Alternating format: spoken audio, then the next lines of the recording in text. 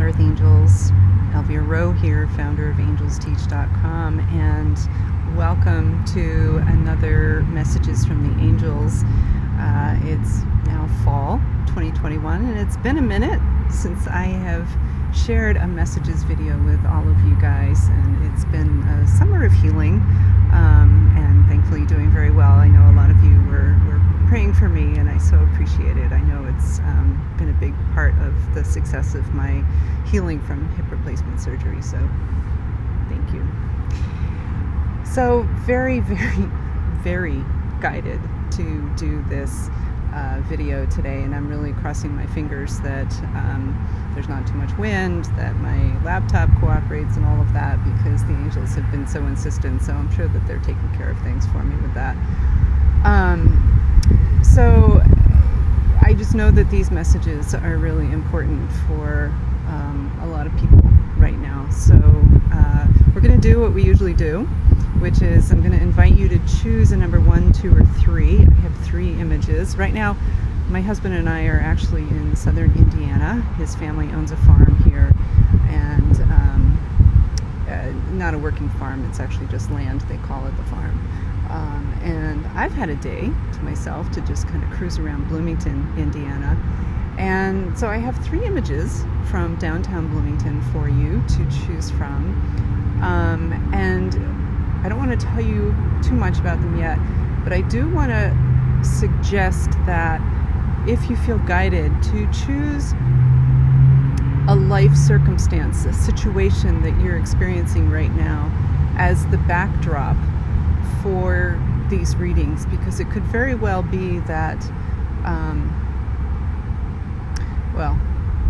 I don't want to I'm asking them if I should share, and they're saying no, don't share anymore.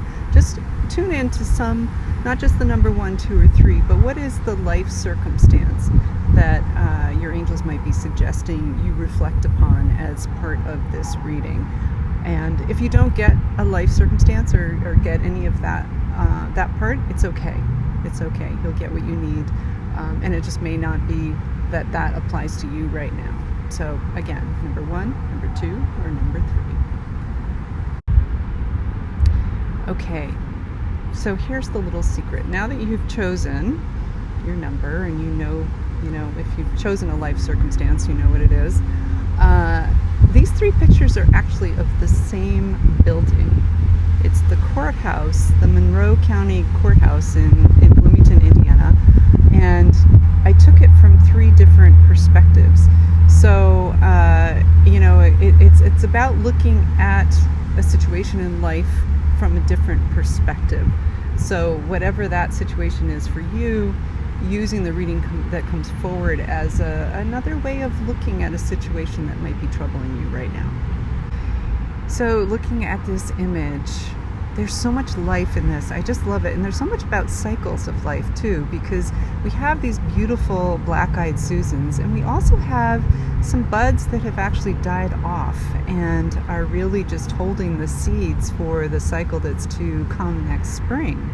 So this is really a twofold message if you chose number 1. The first message is really, what is it that you're focusing on? Is it the brightness of life? Is it the darker aspects of the cycles of death and dying? Are you looking at life? This is such a classic. Is the glass half full or half empty kind of message? So that's the first one that seems very obvious and yes, straightforward. And yet it's just screaming. So I know that that's a big part of the message. Just being really mindful of what is it that you are focusing on. Because our world is so, the words in my head right now are gripped in fear at the moment, that it can be really easy to focus on the darkness and the fear aspects. And so if you chose number 1, you're really being encouraged by your angels to focus on the light.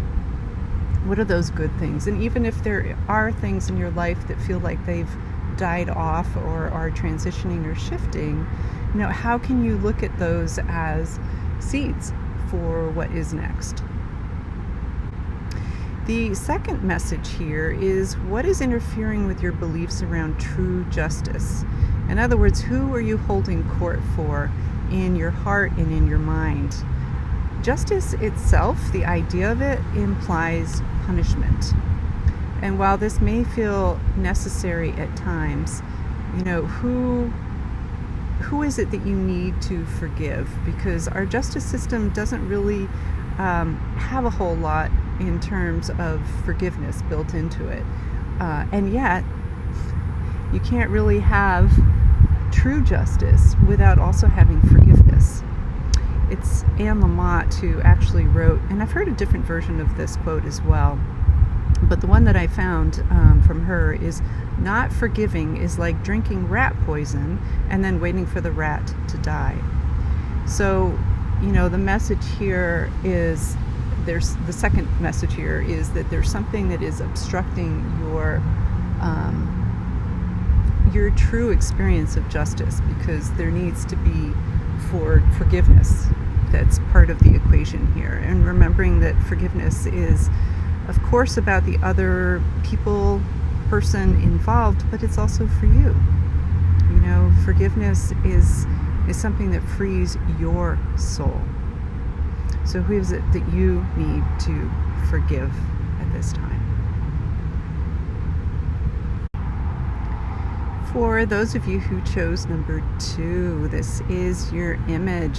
This is a statue of a woman who stands prominently with her left arm extended and her right raising up a torch. And as soon as I saw her, I heard immediately from my angel friends that it's about women standing strong, being the light unapologetically. This is so much a message about strength of spirit, of determination, and knowing what your true beliefs are, not what someone's taught you to believe.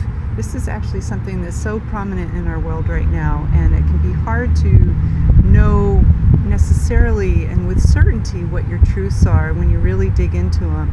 But your angels will show you if you have the intention to really know what is your soul's truth. It doesn't mean, and I actually honestly don't believe that we're all meant to have the same beliefs, other than that love is our greatest power.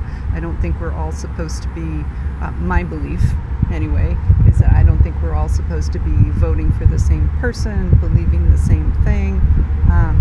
Again, love is what unites us, but the beliefs that fall under the category of the ego is something that is best to allow come up from that space of love, and to always allow that to be the voice. Now, I understand this can get the lighting's getting kind of funny here. This can get very spicy. The conversation around this can get very spicy. But the truth of it is that, if we all believe the same thing, I mean, literally the same thing, we wouldn't learn. We wouldn't have the experience that our souls need to really understand what true love and what truth is. So, it's about being respectful in those conversations that we have with other people who have different views, and instead of jumping down their throats and saying, well, why do you believe that? Instead, being curious and just saying, something more along the lines of, well, tell me, why do you believe that way?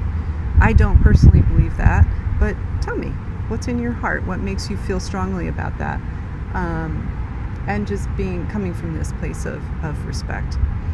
So this beautiful woman standing strong, she's walking tall in those beliefs that she knows are hers and holds them high to light the world with her love. Like forgiveness. Love is not really featured as a prominent force in our justice system either, and it needs to be. Our culture tends to view love as a weakening kind of influence, and when in truth, it's what strengthens us. It's what unites us when we are able to rise up to that level of love. And again, not necessarily agree, but to listen and to be in that space of forgiveness. Never to act out in anger or violence or revenge. That's not love. But to stand strong again in who we truly are as as messengers of love, which is our truest power. So if you chose number 2, this is really about standing strong and speaking your truth. And some of these messages you're going to find in a minute are pretty related, but this is about shining the light and recognizing that every time, you don't even have to walk out the door. You're on a Zoom call, you're on a phone call, you're texting, you're emailing, you're just being in your space. You are holding up your light of love. So, and yes, we're going to have emotions, we're going to have feelings around all of this, but just remember that your biggest job, your biggest task here on planet Earth is just to be that expression of love, even when the lighting on your video is looking a little funky. All right.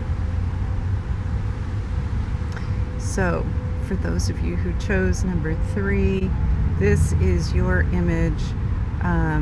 Again, the message came clear so quickly when I saw this. And remember, these are all in front of, around this courthouse. This one you can't actually see the courthouse, but it is directly behind it, behind those trees there. So this relates, for those of you who chose a life situation, this definitely does relate to that. And the message that I got around this is that if you chose number 3, there's something that you may be scared, probably are scared to say, that's really important to say right now. You know, and I do want to point out that there are times when our aligned course of action is to stay silent and to wait. You know, I think sometimes we think that silence is weakness, and it's not. You know, it's really about communicating when we're guided, and when we communicate when we're not guided, we're often not heard, and we may even actually cause some harm. I really want to emphasize that, because again, silence is not a weakness. That said, this image is an image of action. What is not being said? What is it that you need to speak your truth about? Again, standing strong in love and forgiveness in your heart for everyone involved. And if you can't get there, you know, I understand that some things feel really difficult to forgive. You know, and I do want to clarify that forgiveness doesn't mean that it's okay that somebody has done something. It does not mean that whatsoever. What it does mean is that you're freeing. Actually, this is interesting. I'm getting this image of heart in chains when we're not able to forgive. That our own heart is in chains. So this is about recognizing that forgiveness is so important, you know, and that you need to speak your truth and understand that speaking your truth is exactly what is needed right now. This is not a time to be silent. Just make sure that when you are communicating, you're doing it with that love and forgiveness in your heart. So you're sure to say the right thing, going to be heard. So the lighting did get a little funky there, switch things around a bit, but with that is a wrap for our messages for this month. Thank you so much for joining me here today. It's really nice to be sharing space with you again. It just feels really yummy. So with that, so much love to you and yours, and blessings, and I look forward to seeing you around the Angels Teach Hood again very soon. Be well.